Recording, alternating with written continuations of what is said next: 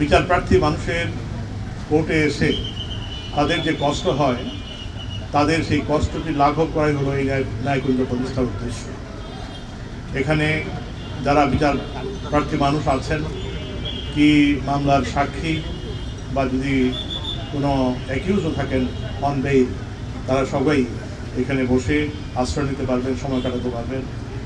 এটার ভিতরের যে ব্যবস্থাপনা সেই অনুযায়ী একটি ব্রেস্ট ফিডিং সেন্টার আছে মহিলা সাক্ষীদের জন্য বা মহিলা অ্যাকিউজদের জন্য, একটি স্টোর থাকবে ছোট্ট এবং দুটি টয়লেট থাকবে।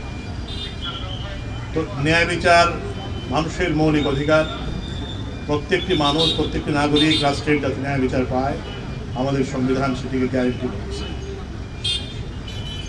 ন্যায় বিচার প্রাপ্তির যে কাজটি প্রথম করেন যারা, তারা বিচারকগণ। এখানকার বিচারকগণ যখন বিচার করবেন, তখন যদি বিচার প্রার্থী মানুষকে ডেকে না পাওয়া যায়, অর্থাৎ তাকে যদি এদিক সেদিক ঘোরাঘুরি করতে হয়, তাইলে এই বিচারটি, এই মামলাটি নিষ্পত্তি করতে অনেক সময় বিলম্ব হয়।